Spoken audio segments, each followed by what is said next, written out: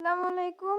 অষ্টম শ্রেণীর প্রিয় শিক্ষার্থীরা, আজকে আমরা তোমাদের বিজ্ঞান বইয়ের 112 পৃষ্ঠা নিয়ে আলোচনা করব। তো আজকে কিন্তু আমরা তোমাদের যে পাঠ 6 ও 7 এই যে পূর্ব, অভ্যন্তরীণ প্রতিফলন ও সংকট কোণ, ক্রান্তি কোণ এগুলো নিয়ে আলোচনা করব। তো চলো কথা না বাড়িয়ে ভিডিওটি শুরু করা যাক। তো আমরা যদি এখানে দেখি এখানে কি বলা হয়েছে, যদি আমি এটা একটু বড় করি তাহলে আমাদের দেখতে সুবিধা হবে। তো এখানে আমাদের কি বলা হয়েছে, আলোক রশ্মি যখন ঘন স্বচ্ছ মাধ্যম থেকে হালকা স্বচ্ছ মাধ্যমে প্রবেশ করে তখন প্রতিসরিত রশ্মি আপতন বিন্দুতে অকাঙ্ক্ষিত কি অভিলম্ব থেকে দূরে সরে যায়। অর্থাৎ কি বলা হয়েছে এখানে, এখানে বলা হয়েছে যখন একটা আলোক রশ্মি ঘন স্বচ্ছ মাধ্যম থেকে, অর্থাৎ যেটা স্বচ্ছ কিন্তু ঘন, হালকা, এবার এইটা থেকে হালকা স্বচ্ছ মাধ্যমে প্রসারিত হয় তখন এটা রশ্মি আপাতত বিন্দুতে অঙ্কিত অভিলম্ব থেকে দূরে সরে যায়। ফলে প্রতিসরণ কোণ আপাতন কি এখানে বলেছে, ফলে প্রতিসরণ কোণ আপাতন কোণের চেয়ে বড় হয়। এভাবে আপাতন কোণের মান ক্রমশ বাড়তে থাকলে প্রতিসরণ কোণও অনুরূপভাবে বাড়তে থাকে। কিন্তু ওই নির্দিষ্ট দুটি মাধ্যমের জন্য আপাতন কোণের কোনো একটি মানের জন্য এক্ষেত্রে অবশ্যই 90 ডিগ্রি অপেক্ষা কম প্রতিসরণ কোণের মান, অর্থাৎ যখন আমাদের দুটি মাধ্যমের আপাতন কোণের কোনো একটা সমান মানের জন্য ক্ষেত্রে 90 ডিগ্রি অপেক্ষা কম হবে, অর্থাৎ একটা 90 ডিগ্রির কম হবে প্রতিসরণের কোণ মান 90 ডিগ্রি হয়। অর্থাৎ আমাদের কি বলা হয়েছে, প্রতিসরণ রশ্মিটি বিভেদ তার তল বরাবর চলে যায়। এক্ষেত্রে ওই আপাতন কোণের আমরা সংকট কোণ বলি। এখন এই যে প্রক্রিয়ার কথাটা ওরা বললো, এটাকেই কিন্তু সংকট কোণ বলে থাকি আমরা।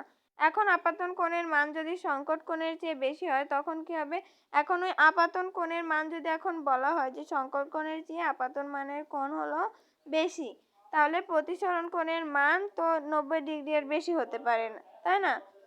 পারে না। অর্থাৎ তখন আমাদের বলা হয় যে প্রতিসরণ কোণের মান তো আর 90 ডিগ্রি এর বেশি হতে পারে না, তখন কি আপাতন কোণের মানটা বেশি হয়ে যাচ্ছে, তাই না? এটা বলা হয়েছে। পরীক্ষা করে দেখা গেছে ওই ক্ষেত্রে আলোক রশ্মি আর প্রতিসরিত না হয়ে বিভেদ তল থেকে একই মাধ্যমে প্রতিফলিত হয়। এখন ওই প্রক্রিয়াটা যদি সংঘটিত হয় তখন কি হবে, তখন ওই আলোক রশ্মিটা প্রতিসরিত না হয়, তখন ওটা প্রতিসরণ হয় না, ওইটা না হয়ে বিভেদ তল থেকে একই মাধ্যমে প্রতিফলিত হবে বা হয়ে আসবে।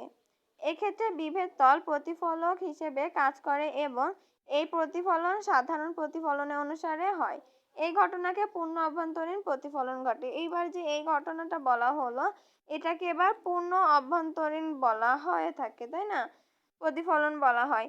অর্থাৎ ঘন মাধ্যম থেকে আপতিত রশ্মি তখন দুই মাধ্যমের বিভেদ তলে সাধারণত প্রতিফলনের নিয়ম অনুসারে সম্পন্ন প্রতিফলিত হয়ে আবার ঘন মাধ্যমেই ফিরে আসে, তাই না? এটা বলা হয়েছে।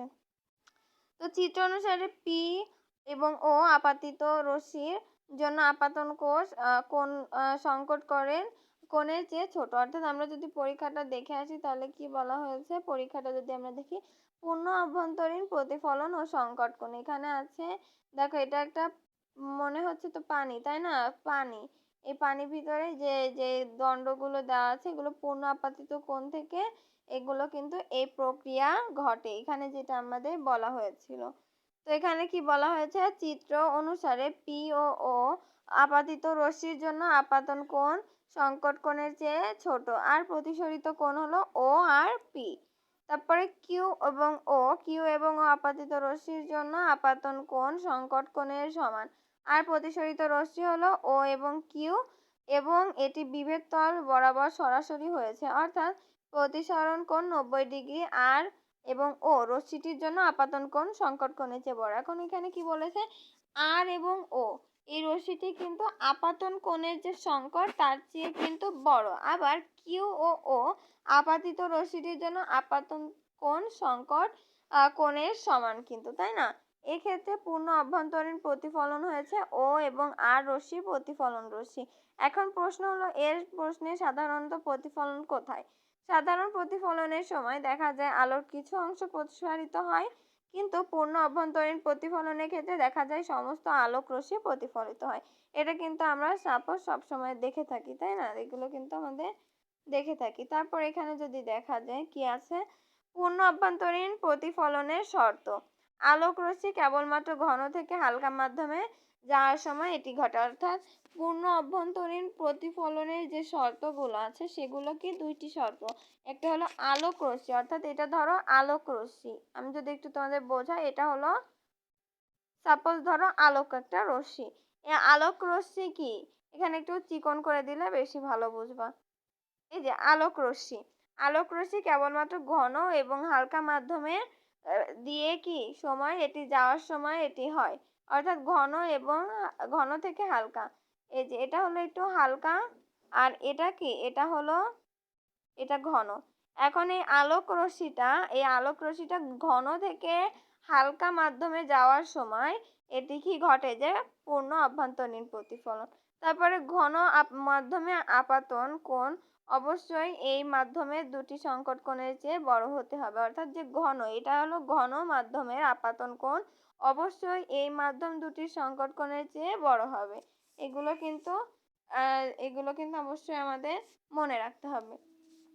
তারপরে কি আছে, তো আজকের ভিডিওটি এই পর্যন্ত, দেখা হবে পরের ভিডিওতে। ভিডিওটি যদি ভালো লাগে অবশ্যই লাইক কমেন্ট শেয়ার এবং সাবস্ক্রাইব করে আমার পাশে থাকবেন। ধন্যবাদ সবাইকে।